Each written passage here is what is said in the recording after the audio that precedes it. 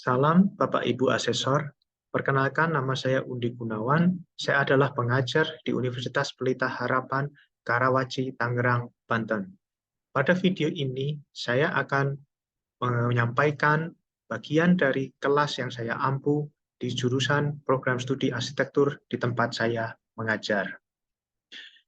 Video ini akan terdiri dari beberapa agenda, yaitu mengenai tentang deskripsi dari mata kuliahnya, dan kemudian berisi tentang cuplikan, sajian materi pembelajaran, dan model pembelajarannya, kemudian dilanjutkan dengan presentasi hasil karya mahasiswa beserta respon dari sesama mahasiswa, dan kemudian penutup. Pada mata kuliah yang akan saya sampaikan ini, mata kuliah dengan judul Teori Arsitektur Lanjut.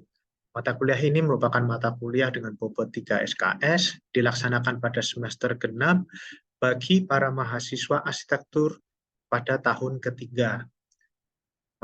Mata kuliah ini memiliki prasyarat bahwa mahasiswa telah menempuh dan melalui seluruh rangkaian kuliah pada bidang kajian teori dan sejarah arsitektur. Mahasiswa pada kelas ini akan mengenali dan memahami teori arsitektur modern dan kontemporer, dan mata kuliah ini merupakan rangkaian terakhir dari rumpun atau bidang kajian teori dan sejarah arsitektur di program studi kami. Mata kuliah ini, di akhir mata kuliah ini, mahasiswa akan mampu untuk menyusun sebuah pemikiran logis, kritis, dan sistematis dalam topik-topik arsitektur modern dan kontemporer. Mahasiswa juga akan memahami keterkaitan antara teori sejarah dan kritik arsitektur, serta mampu menuliskannya, mempresentasikan gagasan mereka dengan baik. Mahasiswa juga mengerti sebaran dan ragam isu yang berkembang pada teori arsitektur kontemporer.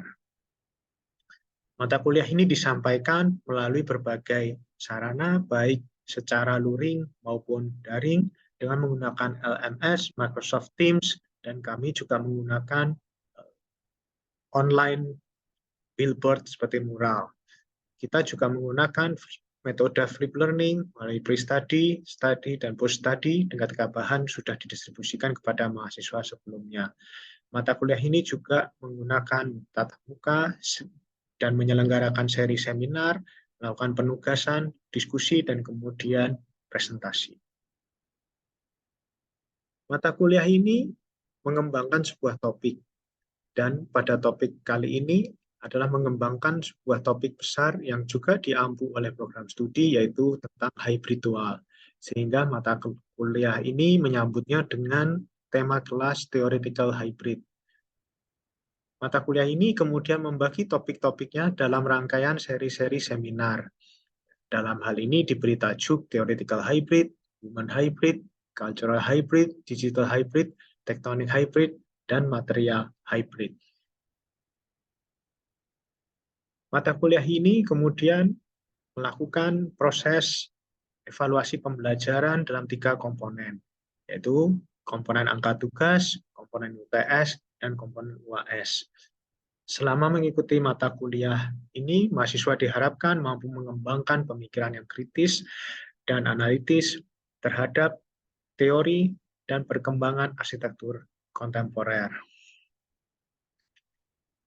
Demikian sekilas deskripsi tentang mata kuliah ini. Berikutnya akan dilanjutkan dengan paparan model pembelajaran dengan konteks mata kuliah ini ketika pada saat evaluasi menginjak UTS, dan kemudian dilanjutkan dengan paparan hasil tugas mahasiswa dan tanya jawabnya dan penutup oleh saya.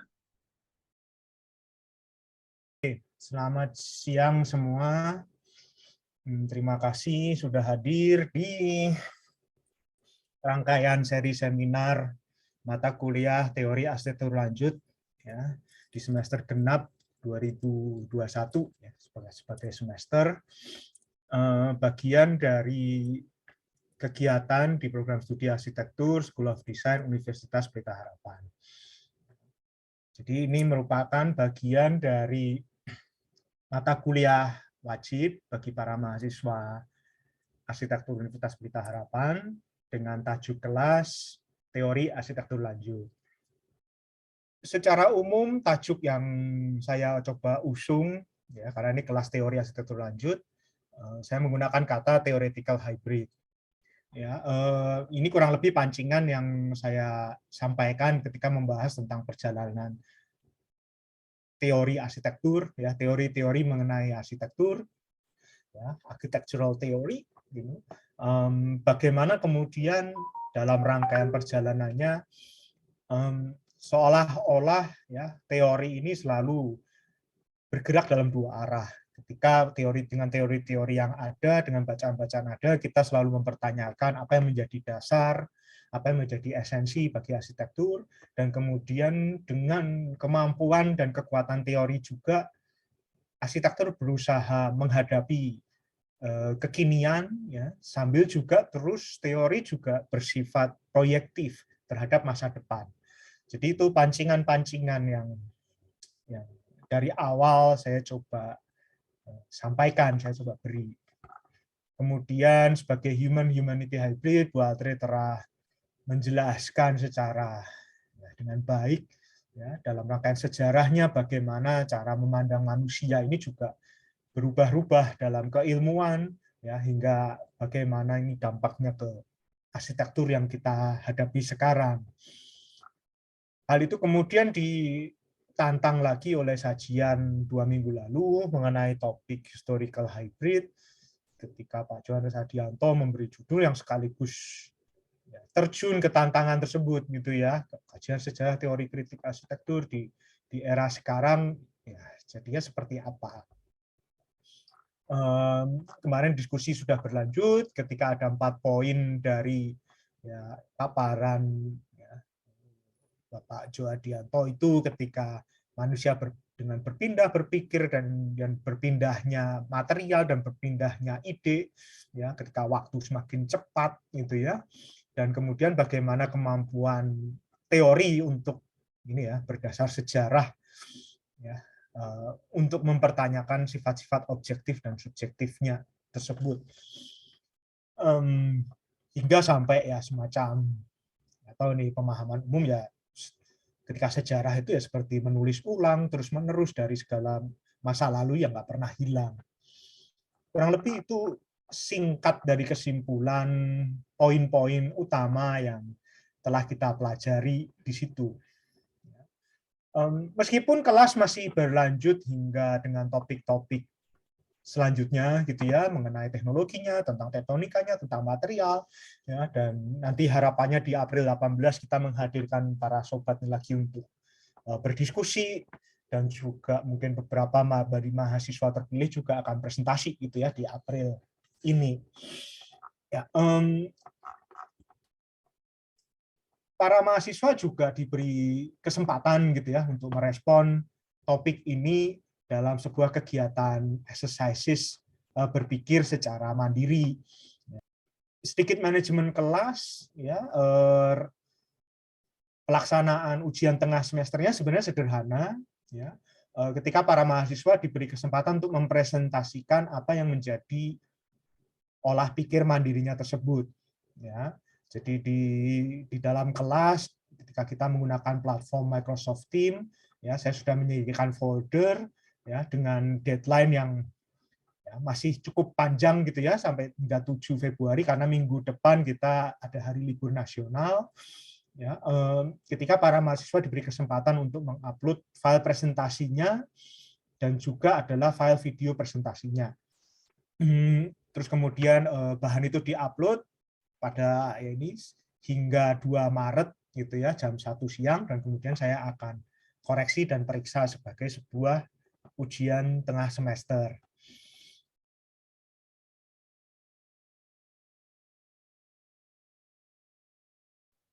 Ya, aku izin mulai presentasinya ya, Pak. Yes. Oke. Jadi selamat siang Pak Ondi dan teman-teman semuanya. Jadi di kesempatan kali ini aku, Edgar, dan Jocelyn ingin membagikan hasil riset kami di proyek UAS yang research question-nya itu adalah how does economy as a mean to exercise power can be reflected through architecture. Boleh di next slide, Jos. Ya, jadi berawal dari ketiga topik yang berbeda yang sebelumnya telah kami secara pribadi telusuri di UTS, di mana aku tuh berbicara mengenai keterkaitan antara power dan architecture, Edgar berbicara mengenai aesthetics and beauty, dan Jocelyn berbicara mengenai bagaimana sebuah kota disusun dan urban planning tersebut terjadi gitu. Jadi mencari korelasi dari ketiga topik tersebut, kami kemudian ingin membahas bagaimana power itu terlihat atau diterapkan ke konteks perkotaan, yang kemudian tercermin dari aspek estetiknya, atau bagaimana arsitektur di sebuah kota terbangun perihal penyusunan, skala, tampilan infrastruktur, atau bangunan institusional di sebuah negara. Boleh langsung next slide, just ya. Nah, kami dengan premis besar tersebut, kami mendasarkan pembahasan kami melalui sudut pandang bidang ekonomi, di mana ekonomi sebagai generator kota membentuk paham umum mengenai kekuasaan di zaman modern. Hal ini tentunya berdampak terhadap bagaimana sebuah kota itu disusun dan dibangun untuk memenuhi agenda-agenda politik sebuah negara. Dalam membahas hubungan antara ekonomi, kekuasaan, dan arsitektur, kami menggunakan teori kekuasaan oleh Michael Foucault, di mana arsitektur atau infrastruktur institusional bermunculan akibat bagaimana kekuasaan tersebut dipraktekkan terkait dengan agenda politik masing-masing negara. Salah satu contoh yang diangkat oleh Michael Foucault adalah kota Paris, ketika pada masanya pemerintahan di kota Paris itu ingin mengucilkan masyarakat dengan keterbatasan mental dari pusat perkotaan. Di sini kekuasaan otoritas itu dapat dilihat secara jelas melalui terbangunnya mental institution untuk mengurung sekelompok orang tersebut, bersamaan dengan berdirinya bangunan, city centers, dan institusi lainnya. Maka dari itu, secara kesimpulan, bagaimana kekuasaan dipraktekkan berbeda berdasarkan agenda politik masing-masing negara. Fenomena ini tercermin melalui arsitektur kota, bagaimana infrastruktur dan penataan kota dilakukan yang pada akhirnya selalu terkait dengan ekonomi. Entah itu ekonomi sebagai faktor yang mempengaruhi agenda politik, atau ekonomi sebagai penentu seberapa berhasil kekuasaan tersebut tercermin melalui arsitektur kotanya. Ya, jadi untuk memperlihatkan relasi antara kekuasaan, ekonomi, dan arsitektur sendiri, kita menggunakan dua case study negara, yaitu negara China sama negara Afrika Selatan. Jadi untuk pendahuluan China itu kita bisa refer back ke dulu, di mana kekuasaan negara China itu berawal dari masa kerajaannya, di mana dulu pemerintahannya berdasarkan raja dan kaisar. Dan setelah perkembangan zaman pun, sekarang China pun berhasil mempertahankan kekuasaannya yang telah ia build secara mandiri pada zaman dahulu, dan bahkan sekarang meroket hingga dinobatkan menjadi salah satu negara terkaya di dunia pada tahun 2021, mengalahkan Amerika Serikat. Ya, jadi pertanyaan mungkin muncul berikutnya itu bagaimana sebenarnya China bisa mempertahankan atau bahkan mengembangkan kekuasaan yang ia punya itu. Dan kalau kita lihat kan sumber ekonominya China itu berseputar pada industri bisnis, teknologi, perdagangan, dan pariwisata.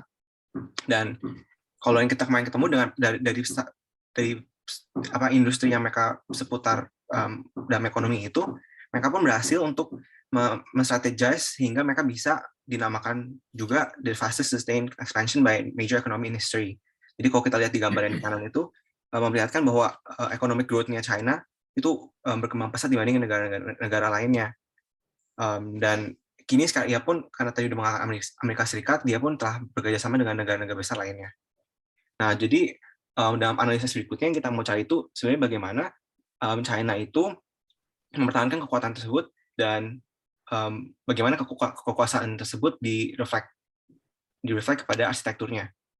Next slide. Ya, jadi kita menyebutkan bahwa arsitektur itu bisa menjadi satu indikator mengenai bagaimana betapa kuatnya kuatnya kekuasaan dan ekonominya. Kita bisa lihat bagaimana tadi China itu men-strategize peletakan kotanya. Jadi misalnya kalau kita kemarin lihat salah satu contoh itu adalah Shanghai. Shanghai sebagai pusat kotanya itu juga menjadi pusat perekonomian, menjadi juga untuk pusat pariwisata, itu diletakkan pada saat posisi yang strategis, yaitu di antara lautan, sehingga dia terletak di jalur sutra dan menjadi jantung perdagangan antar benua. Nah, dari situ ini baru salah satu contoh bagaimana arsitektur itu bisa membantu atau dapat berintegrasi di mana dapat mendominasi kekuasaan itu dalam arsitektur. Salah satu contohnya lagi bagaimana kekuasaan China itu, kalau kita refer back ke yang zaman dulu lagi, China membangun Great Wall of China, di mana Great Wall of China ini menjadi simbol akan kekuatan dan pertahanannya mereka yang begitu besar gitu. Jadi kalau kita analisis, China itu kan memang memiliki agenda untuk memperlihatkan betapa independen dan kuatnya kekuasaan mereka itu sendiri. Dan melalui Great Wall of China itu, karena ini dibangun untuk menjadi suatu menjadi sistem pertahanan pada zaman dulu, kita juga bisa lihat dari in terms of architecture-nya, bagaimana kuatnya ekonominya China untuk membangun suatu bangunan infrastruktur yang dengan skala yang sangat luas hingga mencapai 21 km, dan tentunya ini menggunakan banyak resources dan membutuhkan banyak pekerja juga. Jadi dia merekrut dari pekerja di segala kalangan. Nah, jadi kalau kita lihat dari contohnya China ini, kita bisa menyimpulkan bahwa China itu memiliki agenda tertentu ataupun fokus tertentu dalam memusatkan kekuasaannya gitu. Dan di next-nya itu akan dilihatkan bagaimana negara-negara lain ataupun negara Afrika Selatan itu menyutilize kekuasaannya tersebut. Berbeda dengan China, di mana kekuasaannya itu mereka dapatkan secara mandiri, Afrika Selatan itu mendapat pengetahuan tentang kekuasaan itu dari penjajahan bangsa-bangsa Eropa. Jadi mereka mendirikan beberapa wilayah koloni untuk memperkenalkan kekuatan yang dimiliki oleh negara asal mereka, yaitu misalnya di Inggris. Jadi dalam wilayah yang mereka telah bangun itu, mereka implementasi peraturan yang berasal dari Inggris untuk memperoleh dominasi serta kontrol atas masyarakat yang tinggal di Afrika Selatan. Pembangunan dalam wilayah koloni ini juga dilakukan sangat pesat, jadi ada wilayah-wilayah khusus yang mereka bangun dan dibuat dengan budaya asal Eropa dan menggunakan skala-skala yang monumental sebagai tanda bahwa mereka itu sedang berkuasa atas Afrika Selatan, jadi sebagai sarana intimidasi. Jadi di sini itu arsitektur itu sangat berpengaruh juga untuk memperlihatkan intimidasi yang masih terlihat di zaman sekarang, seperti analisis pada yang ada di sini, di mana yang pertama itu dari tata kota. Jadi karena bangsa-bangsa Eropa itu datang untuk menaruh kekuasaan mereka di Afrika Selatan, jadi mereka menggunakan organisasi yang grid yang tersebar di banyak tempat untuk memaksimalkan penggunaan lahan demi pembangunan. Jadi mereka mau memajukan ekonomi, jadi biar efisien dibuatlah bentuk-bentuk grid seperti itu. Kemudian untuk arsitekturnya, mereka menggunakan bangunan yang menggunakan skala monumental seperti yang ada di sini, Union Hall di Pretoria. Jadi bangunan ini adalah bangunan presiden untuk Afrika Selatan, dan untuk menunjukkan kekuasaan yang ada, bangunannya menggunakan skala yang besar dan juga terpengaruh oleh arsitektur Eropa. Jadi lebih terlihat rasa intimidasi yang dihasilkan. Kemudian setelah kami membahas mengenai Cina dan Afrika Selatan, jadi berikut adalah analisis gabungannya. Iya, jadi untuk kalau kita analisis keduanya itu, yang bisa kita lihat pertama-tama tuh bagaimana arsitektur itu bisa menjadi suatu instrumen dalam kalau kayak tadi China dan Afrika, bagaimana arsitektur itu bisa membantu untuk mengelola misalnya tata kota yang kemudian bisa nge-boost kekuatan atau kekuasaan mereka dalam perekonomiannya. Nah, selain jadi instrumen awal, mereka pun menjadi suatu produk hasil yang dapat menunjukkan betapa besarnya kekuasaan ataupun kontrol yang mereka punya.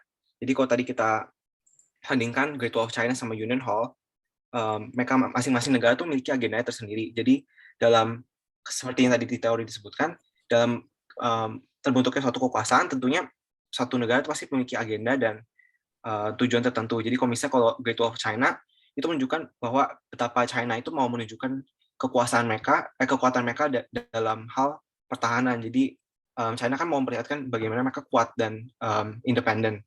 Jadi dengan ada Great Wall of China itu menunjukkan arsitektur sebagai simbol pertahanan dan kekuasaan. Nah, kalau kita lihat lagi contoh yang tadi Afrika Selatan itu, Union Hall, mereka menggunakan arsitektur itu, mereka mempergunakan arsitektur itu untuk menciptakan rasa intimidasi tadi. Jadi kekuasaan yang mereka dapatkan itu untuk dipertahankan adalah untuk menunjukkan kedaulatan pemerintahannya. Jadi bagaimana mereka bisa menunjukkan kedaulatan itu selain dari peraturan ataupun dari undang-undang yang berlaku, ada satu-satunya juga dari bangunan tadi. Jadi menciptakan arsitektur institusi. Jadi kalau tadi kan tempat tinggal presidennya dibuat sangat besar dan skalanya jauh berbeda dengan bangunan-bangunan mungkin di sekitarnya, ataupun dengan dari penggunaan material ataupun dengan stylenya juga ya. Dan kalau kita lihat, kita sandingkan lagi dengan teori Foucault tadi yang di awal, itu kan sebenarnya sama dengan ada kekuasaan itu pasti ada agenda sosial untuk mengucilkan sekelompok tertentu. Jadi mengkategorikan satu tujuan sehingga dapat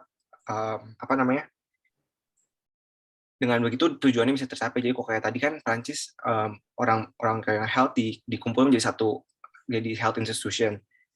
Sama untuk kalau kayak tadi Great Wall of China yang memiliki agenda itu sendiri terkait dengan pertahanan, simbol kedaulatan.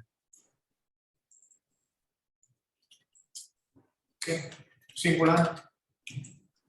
Sebagai kesimpulannya, jadi baik Cina dan Afrika mendapat pengaruh kekuasaan yang berdampak pada ekonomi negara mereka, walaupun berasal dari sumber yang berbeda, di mana China dapat kekuasaan itu sendiri, sedangkan Afrika dapat kekuasaan dari penjajahan dan kedatangan negara Eropa.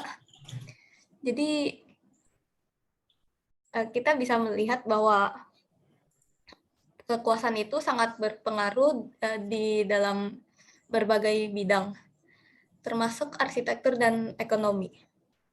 Dan perlombaan ini terjadi atas dasar bagaimana ekonomi dijadikan instrumen untuk memperlihatkan kedaulatan dan kekuasaan suatu negara.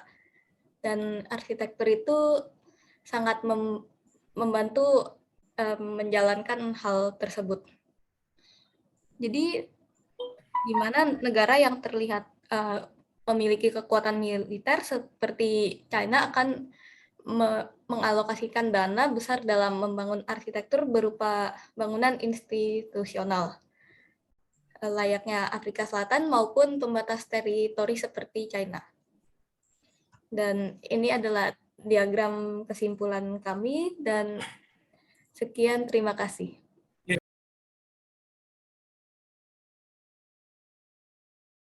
Udah jelas belum? Yes, betul.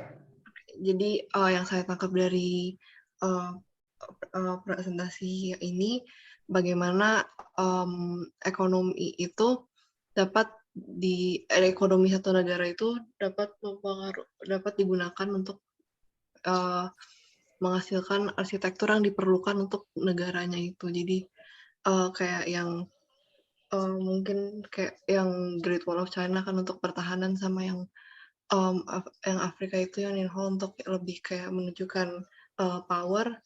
Mungkin dari yang kedua ini saya juga ingat gimana kayak waktu awal-awal baru merdeka, kayak Soekarno gentar buat membangun arsitektur baru untuk Indonesia juga, untuk kayak menunjukkan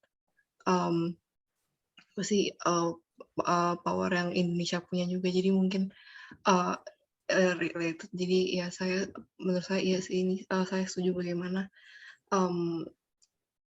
negara itu dapat menggunakan ekonomi mereka untuk menghasilkan arsitektur yang diperlukan untuk negaranya. Itu sih, dan semoga wawasan kalian bertambah gitu, dan ketajaman kalian berpikir bertambah setelah mengikuti kelas ini. Itu aja sih harapan saya ya ke kalian.